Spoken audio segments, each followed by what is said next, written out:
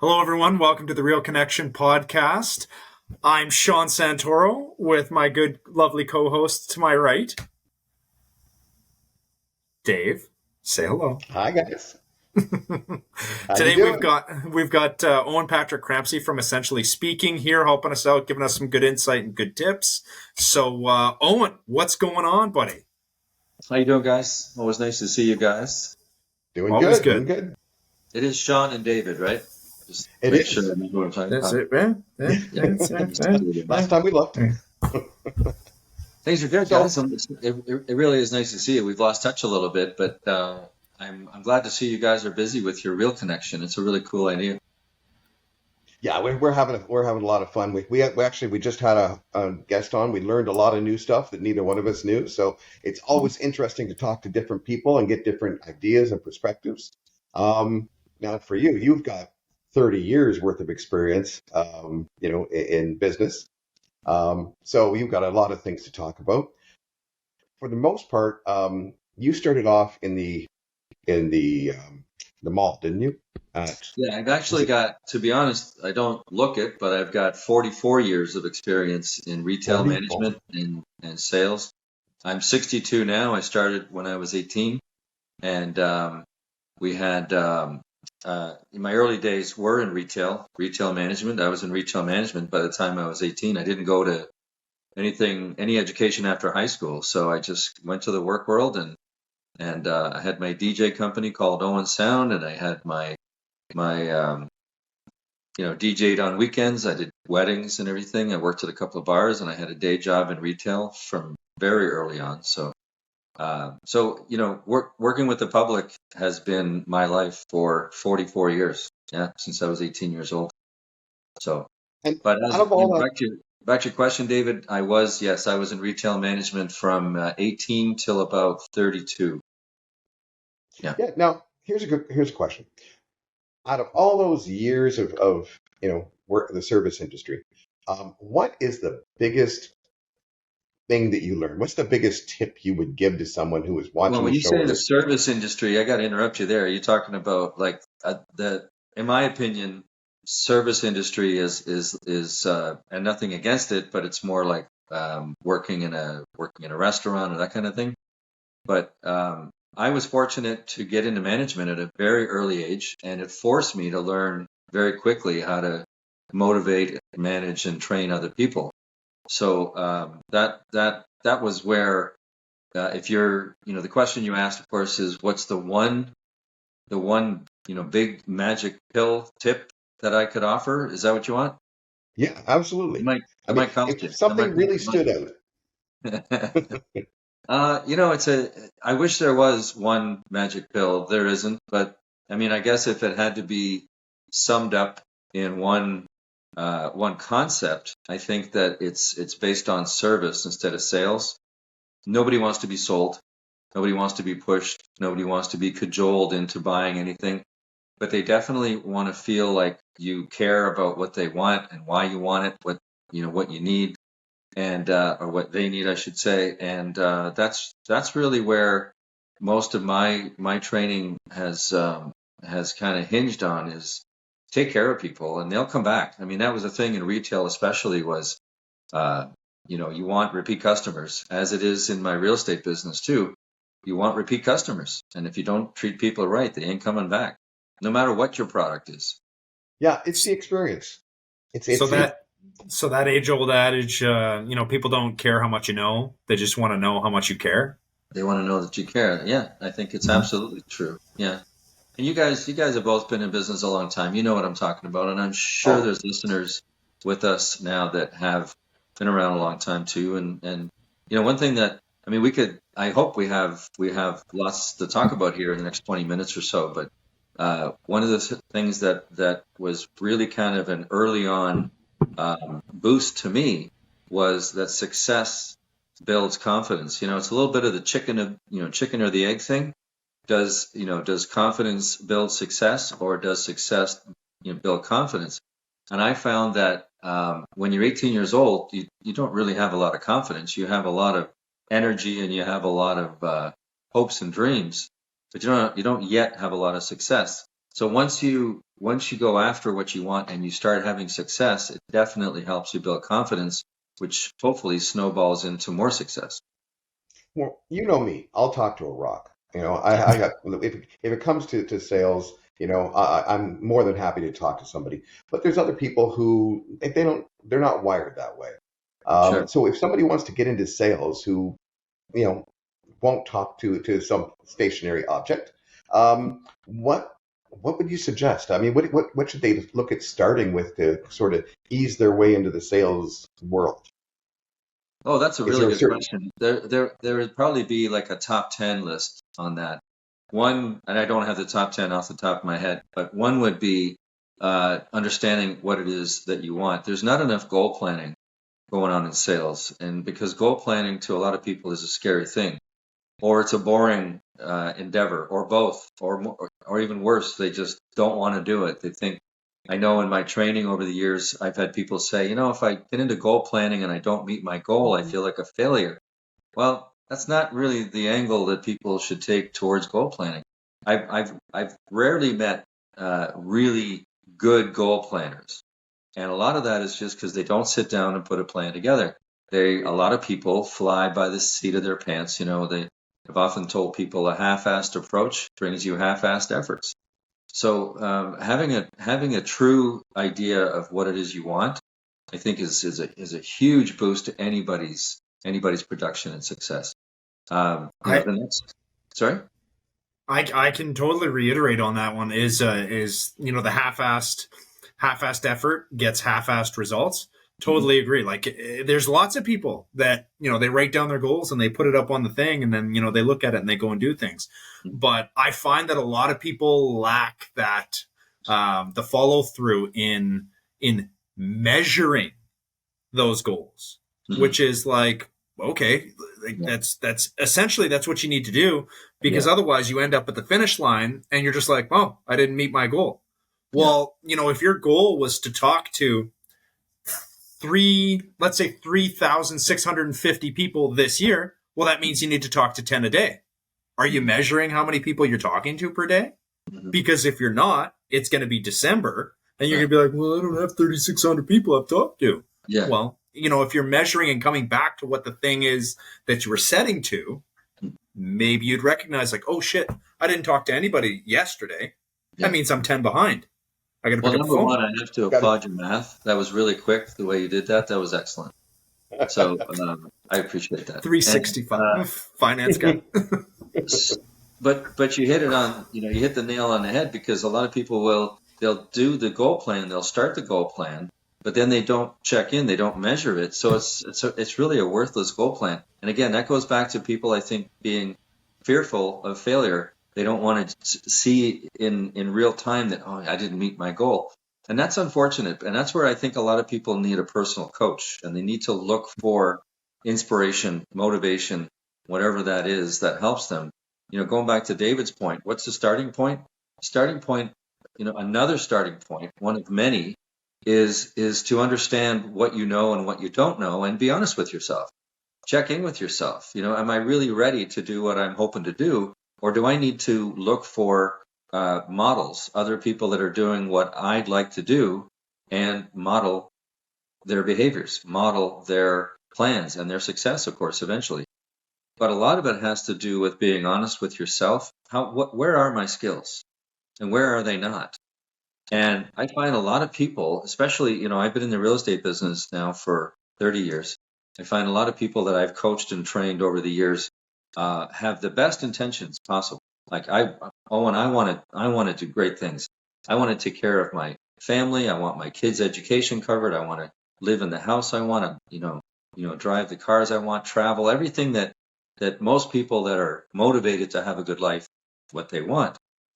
But there's a lot of wishing and dreaming and all of that. I will tell you that I've been to a lot of speakers, a lot of trainers over the years I've been in business, and I see people mostly hone in on kind of what you mentioned earlier, Sean. Let's see how many people you talk to today. So you got to talk to 10 people a day as your example. You got to book 3 appointments. You got to this, you got, they're down to the numbers, which are necessary. Absolutely. You want to have at least a plan of what your day is going to look like, what your week and your quarter are going to look like. But to not feel like you understand exactly what your purpose is and where you're headed and why, that's the half-assed effort, in my opinion.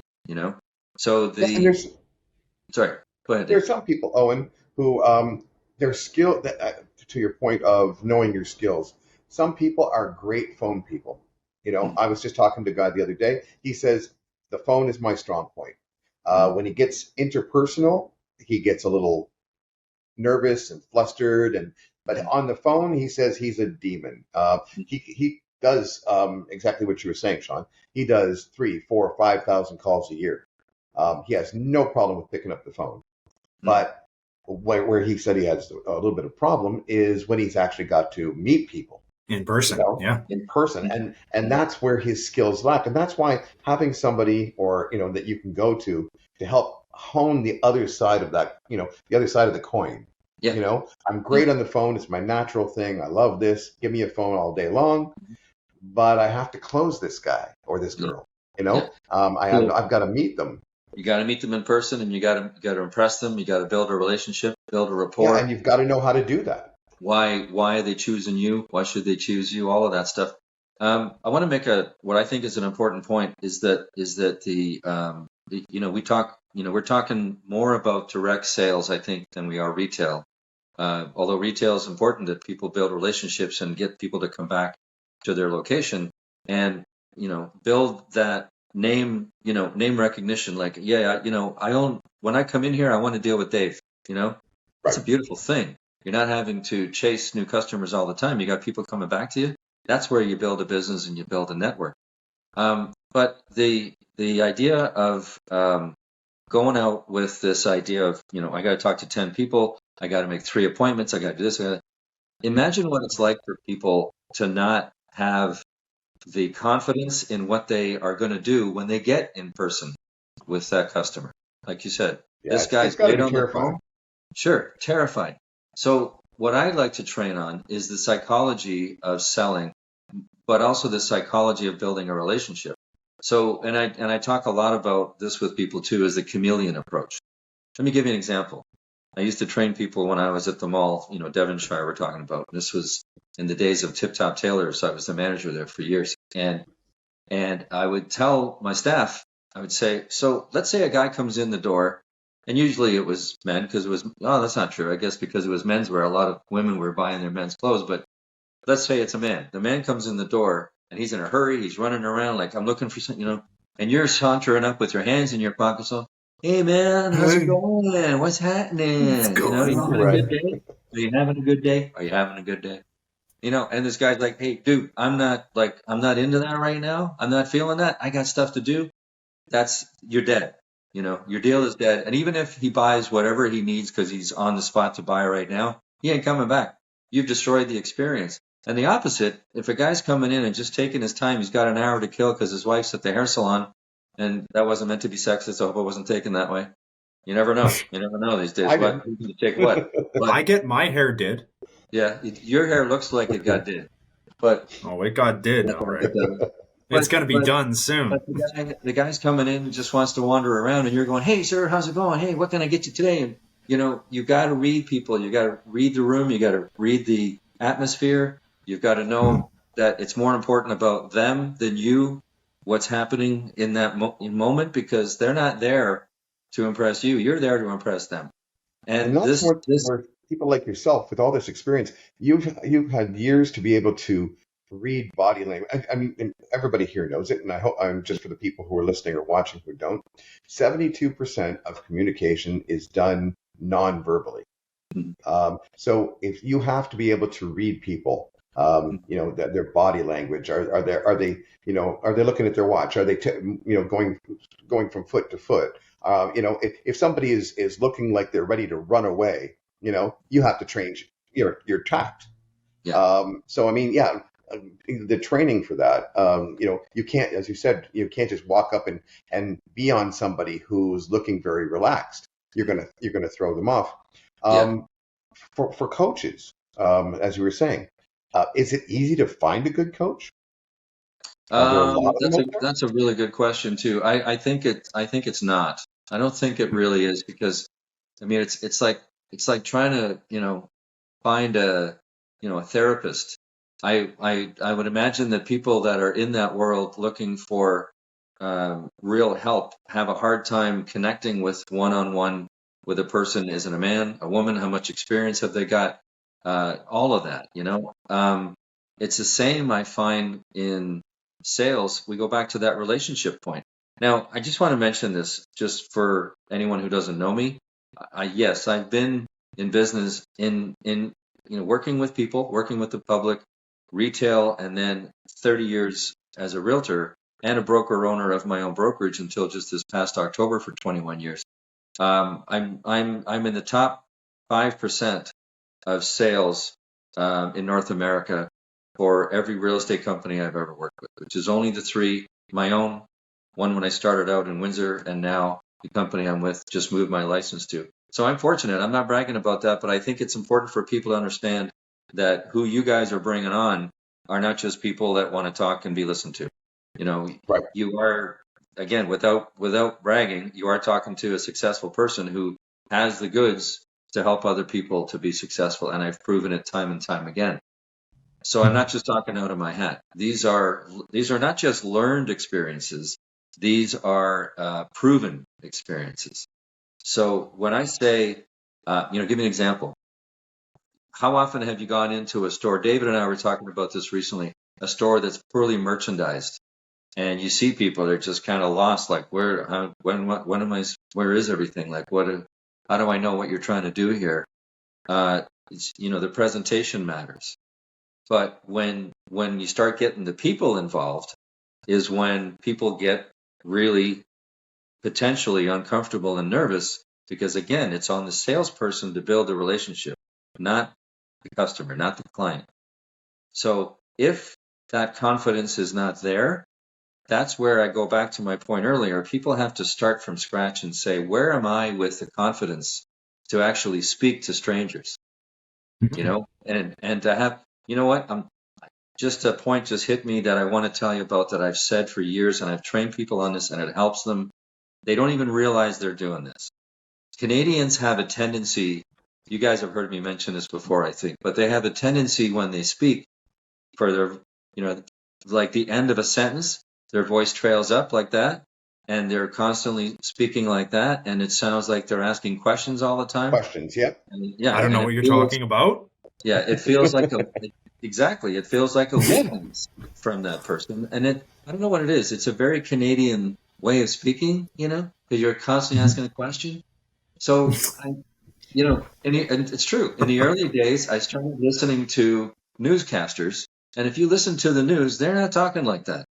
You know that those people are trained to build confidence in the huge audience that they have that they don't even get to see. They're on a camera, right?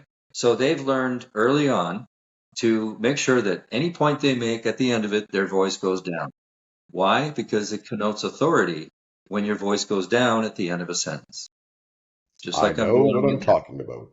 And it's a funny thing. And I've trained on this for years, but it actually works. It actually is true. People will listen to you more intently, and they will believe more of what you have to say when your voice goes down and you sound like a person who knows what they're talking about.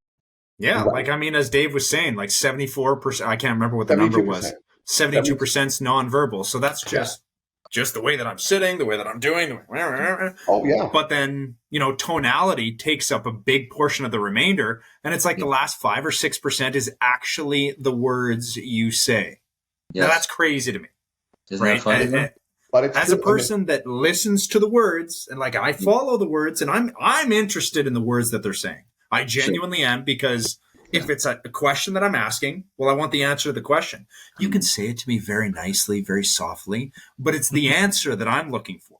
But not everybody's wired the same way as me. I totally get that. But on average, they suggest like good portion body language, next portion tonality, and then that tiny little slivers, that amount of actual words that come out at the end. Yeah. And so it's crazy to me when I learned that stats. Well, see, not only that, it's there's so many little things There's, well, Owen knows this, so do you. There's mirroring, where you Mhm. mirror somebody's posture. Mhm. There's where you place your hands. You don't want Mhm. to have your hands too high or too low.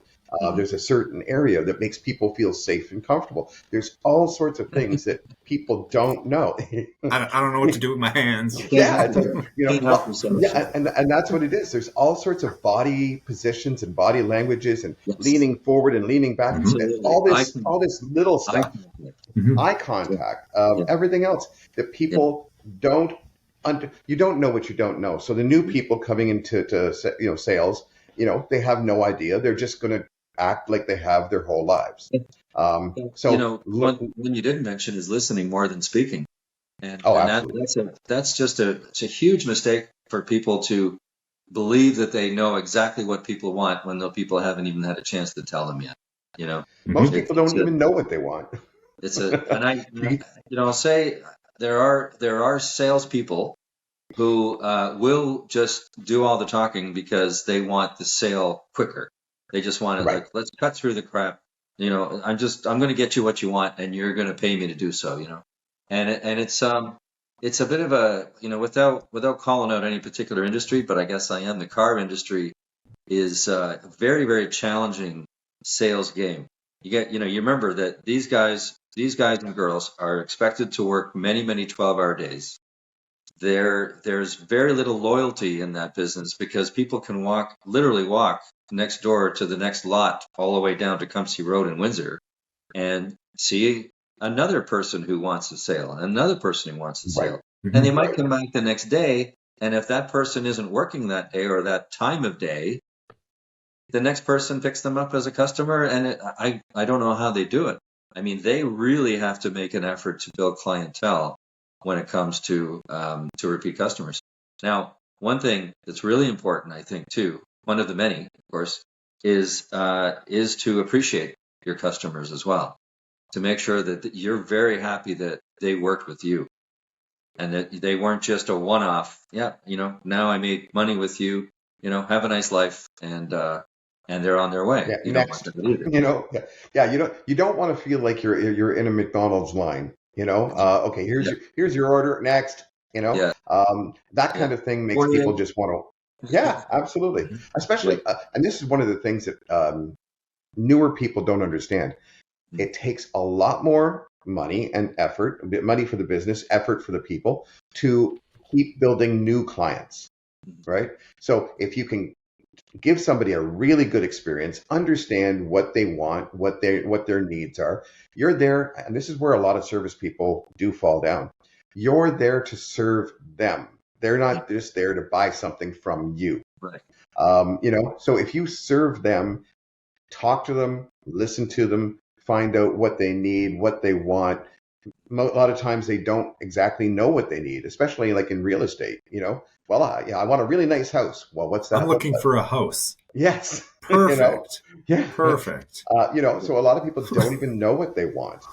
You have to kind of guide them, on that journey, not lead them, but be their guide, saying, okay, well, we could go this way or this way. You can have this or that. I mean, this is the stuff that I think that newer people don't really understand, and people like yourself who've been doing it forever, you know, Thank um, you. you comprehend it internally, you know. Well, there's another point that comes up as you say that is that there's the need for you to also respect yourself. So when I train people, and again, I'm doing that a long time, apparently according to you forever. Um, Oh God, yeah, I, I do remind people that you have worth. That you can't let people push you around. You can't let people abuse. You can't let people be mean to you or talk down to you or whatever. You have worth. You're not just a salesperson that people get to beat up just because you're in that role. There was a quick note. I have a daughter who works at a restaurant in town. Bar restaurant, and this goes back to kind of respecting who you are and not taking a lot of crap from people, which is fine in sales. You don't need to like have people abuse you because you can let go of a customer who's abusive and there's another one coming down the line, you know? don't waste your time with people that are going to treat you poorly and disrespect you, because all that's going to do is hurt your confidence, and it's going to hurt your energy and your joy of what you're doing, especially with the next customer as they come along. So I believe I'm not a firm believer in the customer is always right. Yeah. That's And so I know- funny. That was like the phrase that was just ringing in my head. Is I'm Yeah, like, I don't like it's that like phrase. I'm just not a So- big proponent of that because the customer doesn't even, as I said, a lot of times doesn't even know what they want. Yeah. They don't know everything about what And- they're buying. and in the process, you can be assertive without being aggressive. Absolutely. You can guide people, as you mentioned earlier, and some people, they're not comfortable with that, or they don't really believe they need that, when you're doing it for their own good sometimes, especially in large ticket items like real estate. I mean, there are times when people do make poor decisions, and it's your job as a realtor to kind of guide them back on track and say, this might Whoa, be wait a minute. the best option. Yeah. So let me go back to my tale real quick, because I know we're running out of time, but my daughter works at this restaurant, and unfortunately, there's quite a few guys that abuse servers.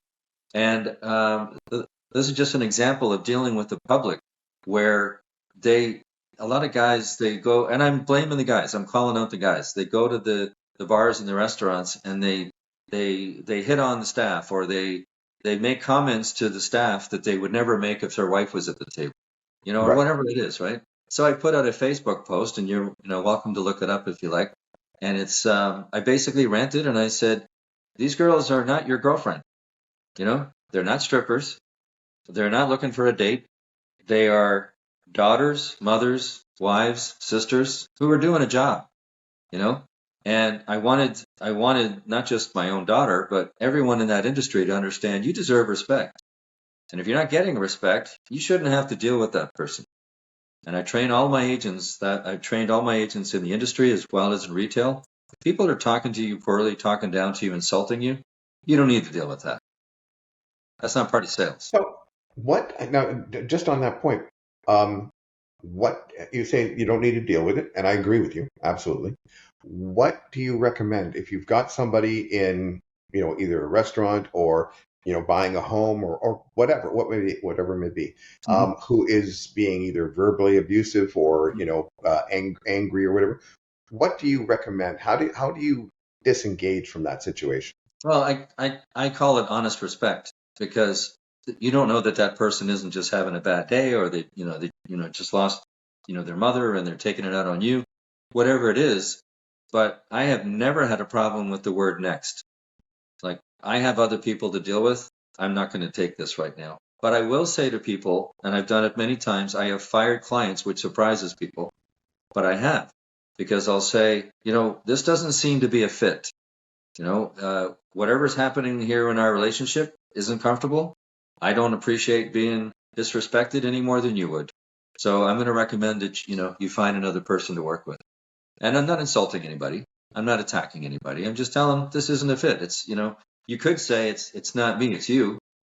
Right. You could say that. Yeah. But, I was actually just thinking those exact words. I think I got a psychic bond going on here. Because I was just thinking those exact words. Yes, sir, I do. It is, this is another small point that kind of matters, is that when you enter a sales relationship, it is a relationship. You for whatever, minutes or days or weeks you're going to engage with these people, it is a relationship, and you should have ground rules. And you may not have to mention them, but if you have to, you have to, Yeah, and I agree. It's on that note, it's really, I think I agree with you. It's very important to have a line, Establishing expectations, things like that. I think in any business, that's what contracts do. That's what everybody needs to establish. This is what you're doing. This is what you're getting. This is what I will accept, and this is what I won't. And so that everybody understands, what the situation is. And if it goes beyond that, as you said, you have to politely disengage, be as polite as you can about it, that goes a long way to showing who you are, and your personality. Don't stoop down to somebody else's level. But I definitely agree with you that, once you've hit that barrier, It's kind of like, no, I'm not your punching bag. You're having a bad day. I understand that, but It's doing my job, right? it's And not me. make sure when you do have that talk, at the end of it, your voice goes down. Yes. What goes I'm up doing my job. So they know, Sure. so they know you mean business, right? So, yeah. Well, it's been great talking to you, Owen, as always. You too. I'm sure we'll have you on again, talking about your real estate and some of the other things that are going My on in the pleasure. Windsor area. Yeah. So I just want to mention, if you don't mind, I am building the Essentially Speaking business, and there's going to be a component to it called breakaway training, where the sales aspect is going to be a big part of that. So, And Perfect. is there some place that people can see that now, or is there any kind of contact? It's in the works right now, but I don't know if you've got my name, Owen Patrick Crampsie. I'm everywhere. Anyone wants to look me up and give me a call, you're welcome to. So, again, I've done coaching and training for many, many years. Now it's going to be formalized as its own business. So that's the plan. Fantastic. Well, Yeah. Congratulations. Good luck with that. I'm sure, knowing you, it'll be phenomenal. Well, thank you very much, David. Thank you. Yeah, absolutely. And so that's another wrap up of the Real Connection with Dave McCall and Sean Santoro. Thank you very much. What's happening? There you go. And now for the folks listening, this is every Tuesday, 11 o'clock. We're on social media, Instagram, LinkedIn, Facebook, all over there. We're on 18 different podcast channels. You can find us on Spotify, Amazon, all the big ones. So be sure to listen in. We got some great information, some great guests, and we're going to have even more. So hope to, you can see us and hear us soon. So have a great day, and It was a pleasure, guys. thanks, Owen. Appreciate it. Thanks, Owen.